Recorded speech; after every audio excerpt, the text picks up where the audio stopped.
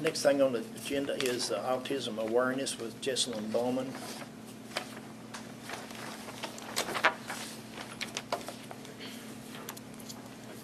Thank you guys very much for letting me come and talk to you today.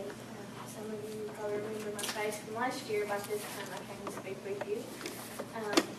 We're pretty excited this year. We've got some new stuff to talk about. Last year I came to you with an idea. I wanted to do something in our community to raise awareness for autism. I wasn't sure how many people would be involved.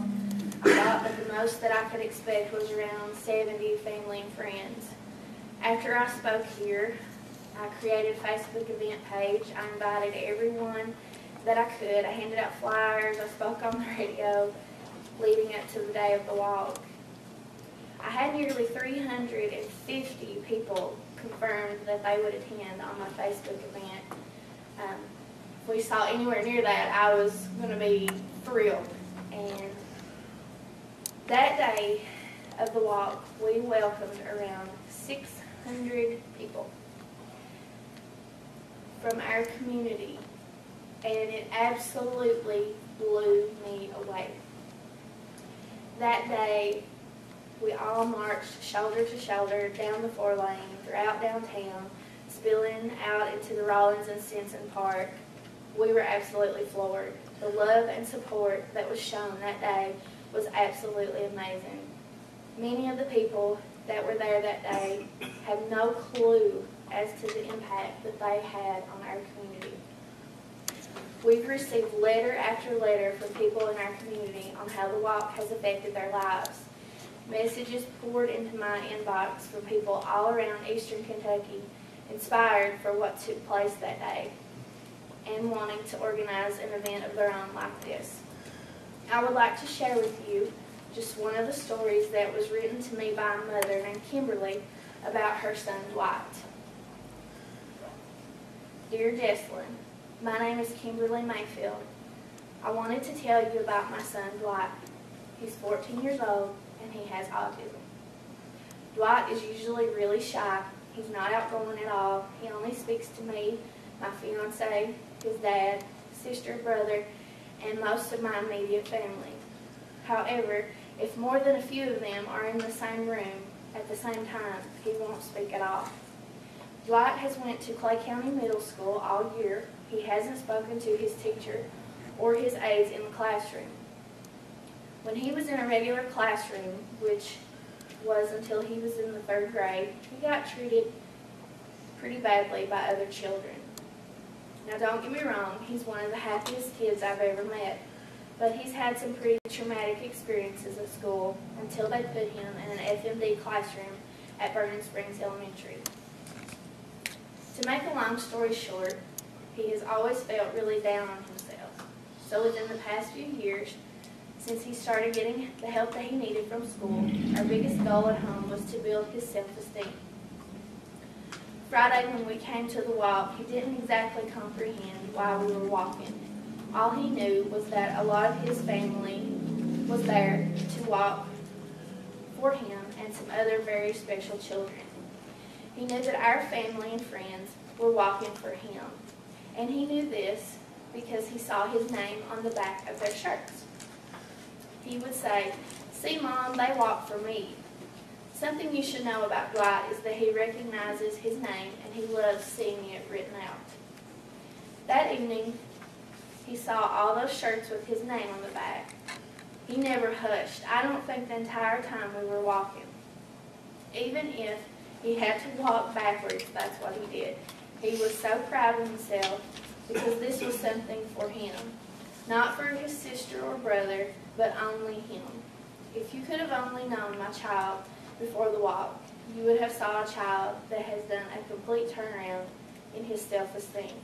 During the walk, his smile was from ear to ear. His big, beautiful blue eyes were sparkling, full of possibility and wonder.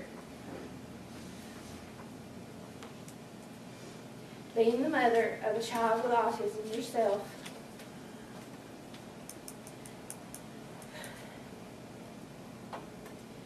you know that these moments don't come around very often. I'm sorry.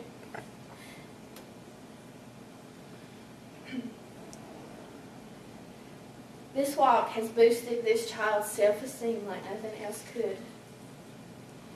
You would be so proud of the impact it has made in his life. That night when we got home, he was still so excited. He got our 2 biggest, prettiest posters that we made for the walk, and he found 2 special spots on his bedroom wall for them. He wakes up every day looking at those posters, and he goes to sleep every night looking at them. I just thought I would share my joy with you and let you know that your walk made one very special little boy very happy and his self-esteem skyrocket. Not just for him, but for his mother and his entire family. Again, I thank you so much. My family is forever grateful. That day, Kimberly saw her son Dwight for the first time really get, really, really excited and proud, and his self-esteem just went through the roof. He doesn't feel alone now. He has confidence like he's never had before, and he feels like he matters and he has a voice now. So this is what this community accomplished with the walk last year. You inspired so many people, you gave us all hope, and you showed us so much love. You made a difference. And I'm so very proud of this little town.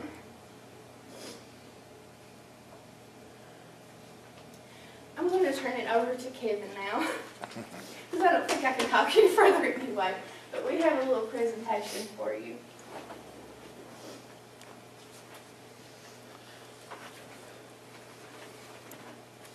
So what do we have planned for this year?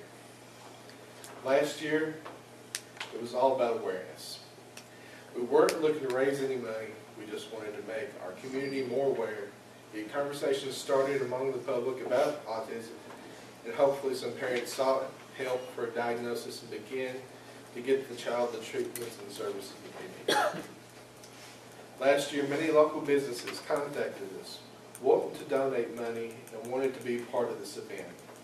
With nothing to put the money towards, we didn't have any reason to take any donations. We didn't even make any money with the shirts that were sold. The only real cost that we had last year was for our banner that we carried, which was paid for by a wonderful family. The movie rights to play Cars down at the park, which Roma just stepped up and took care of for us. And Danny Boone Transportation to help everybody get back to the park. It's uphill on the way back.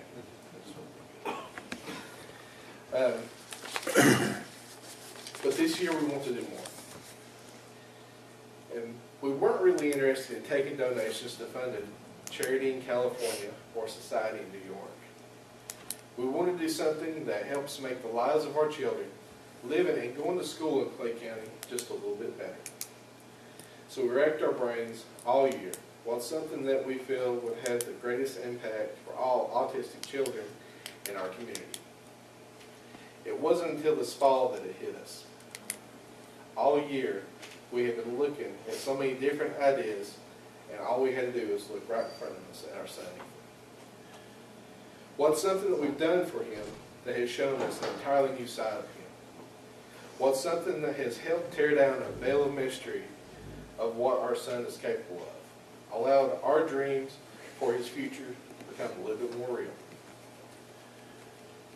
That was his iPad. Many teachers will tell you that you can talk all day and have children do assignments, but it's only when they're engaged that the real learning begins. A real problem that we've had with Ethan and teaching him things in the traditional method is engagement. A prevalent problem for kids on the spectrum. Ethan doesn't seem to connect with physical objects in a typical way. He gets distracted by their texture instead of what it is, has difficulty focusing on what you're saying and applying it to the social interaction you're trying to have with them. I have still to this day never been able to sit and read a book with myself. For whatever reason, he wants to stop and put it down, turn the page out, or not go past a certain page because he wants to stare at something unique on the page. But with the iPad, I can do that. Many nights we go to sleep to the book Green Eggs and Ham. It's not my voice, I'm not the one reading it. It's the voice of the narrator for the application that reads the book to you. It's been such a blessing to have the iPad take a strong role in his education. It's become an amazing part of his life, and I feel it's a game changer for his future.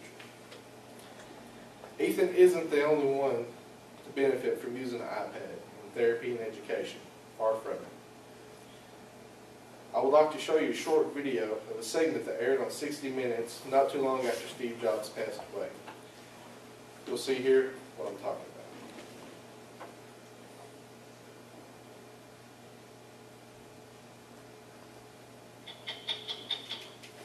In the weeks since Steve Jobs died, there's been an outpouring of gratitude from his fans for the way his inventions, like the iPad, changed their lives. Among the most passionate are parents of children with severe forms of autism, especially those who can't speak and appear hopelessly locked inside themselves. Those parents often say these kids understand more and know more than they're able to communicate. Well, now with the iPad and other tablet computers spreading through the autism community, some of those parents are finding out they were right.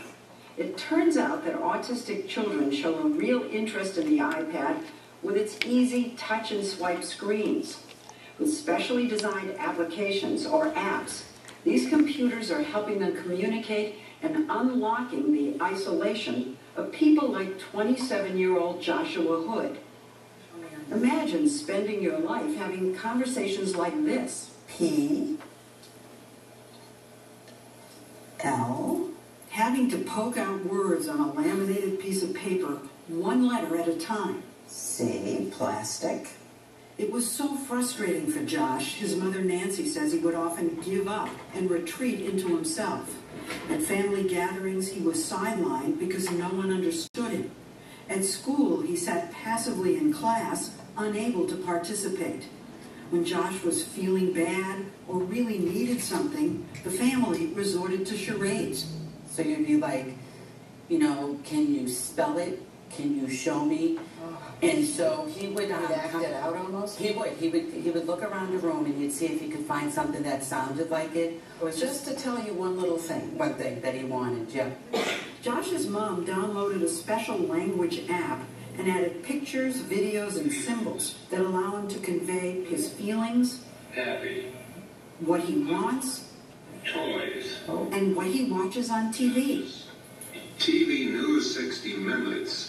My first 60 Minutes interview on an iPad.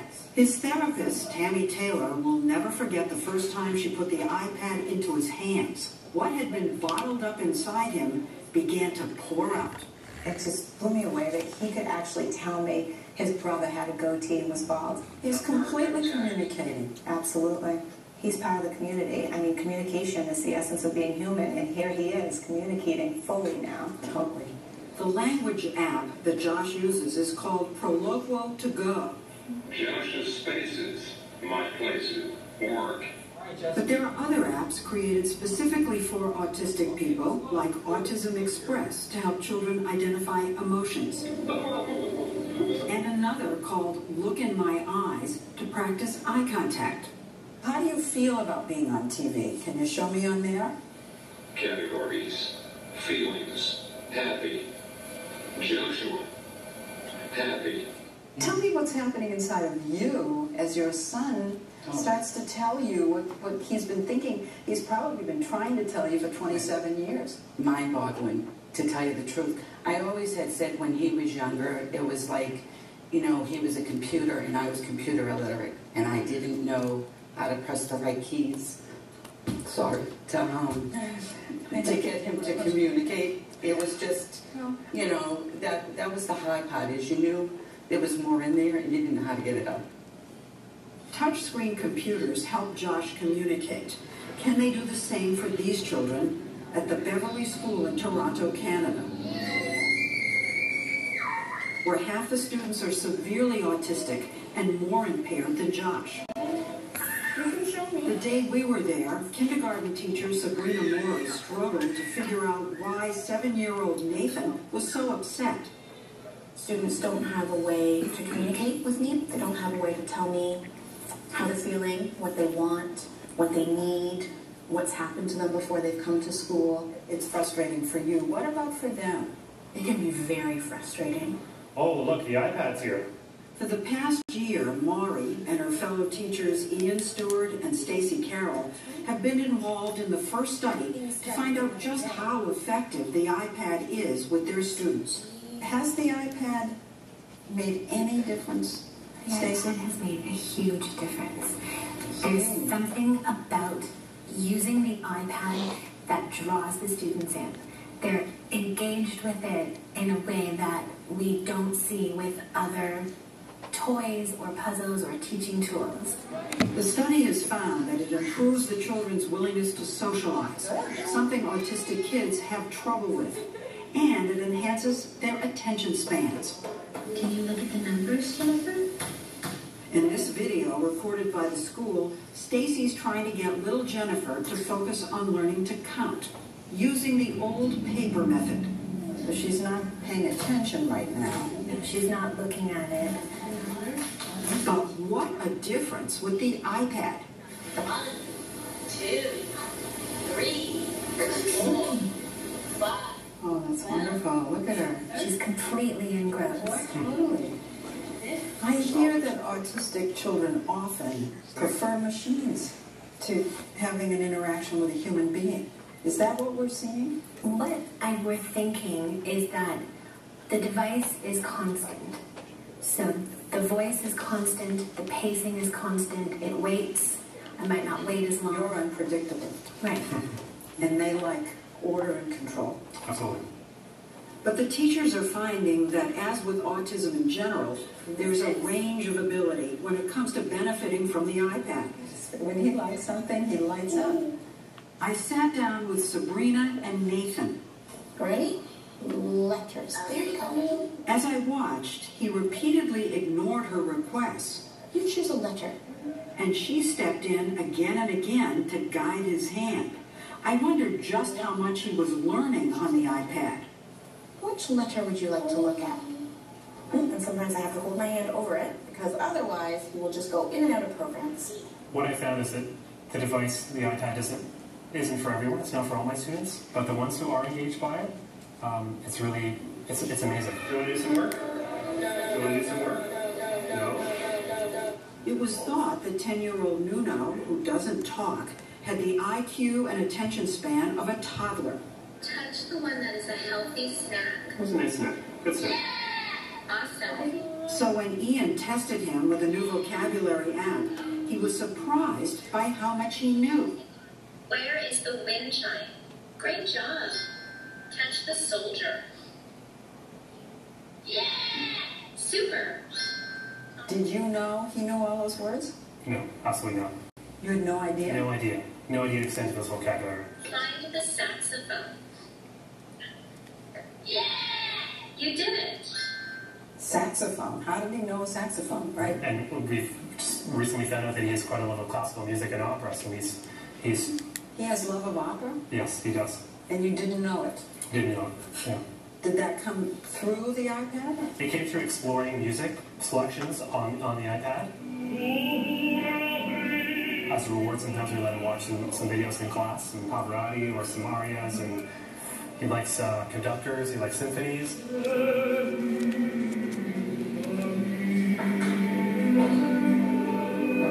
You're discovering that there's more inside these children's heads than you realized.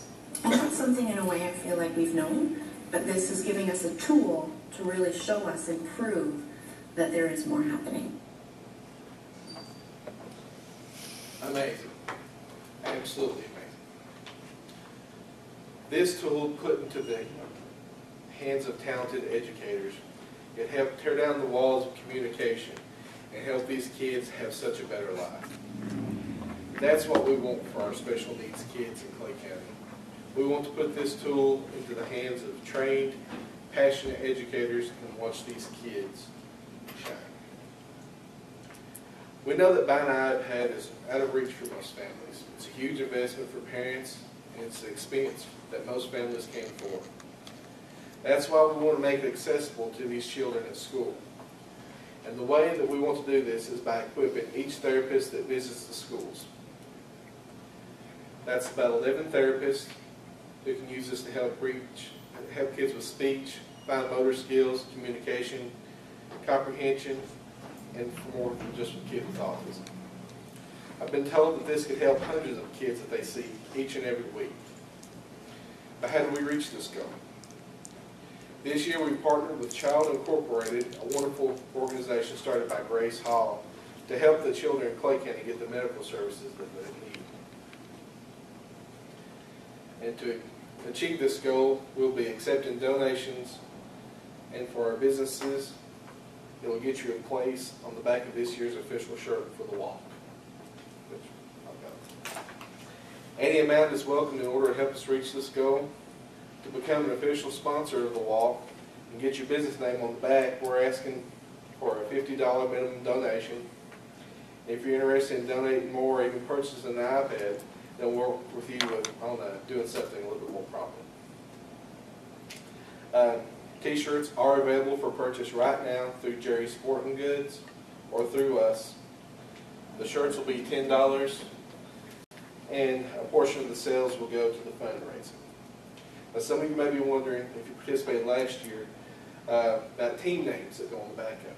And we're told this year that there's no room for all the sponsors and the team name on the back.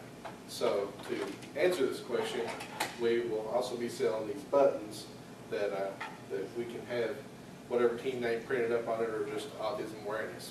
We had some people that had a problem last year. They wanted to support more than one team, but there was only one name on the back. Now you can put them all down your arm if you want to. Now, as far as the walk itself goes, it'll be the same as last year, but the last Friday in April, April 27th. We'll begin at EKU's parking lot and end at Rollin and Stinson Park.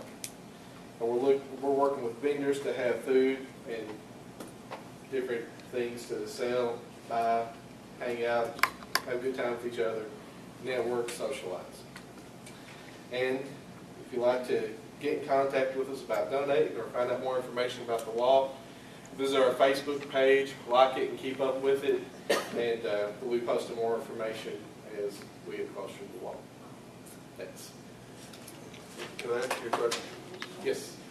Do you know for the teachers whether these instructors, there are now 3 iPads, Yes. you know, and the first one, properly equipped, was a pretty impressive piece of equipment. Do you know whether or not they can use the original iPad, which is now half as expensive as the 2 and 3? Well, if you can get the iPad refurbished, the original one, you can get quite a good deal on it. Stock is very limited on that, but what we really want to focus on is iPad 2 because of the camera. They're on the front. Right. A lot of kids can benefit from being able to be recorded and interact with certain applications designed for that. The very latest one that has the new Retina display and higher end cameras, that's a little bit overkill, but they're still selling the iPad 2 at $100 cheaper than what they used to, and that's what we're focusing on. Thank you. And they're around, what you say? $399. $399 for an iPad 2. And used ones, people that's bought new ones. Yeah, if those people are itching to upgrade to iPad 3 and you've got 2 burning a hole in your pocket, we'll take it. If it's in good shape and still works, we'll take it. Thank you. Thank you.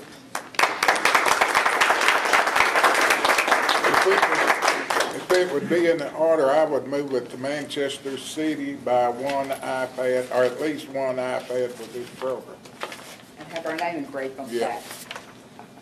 I second the motion.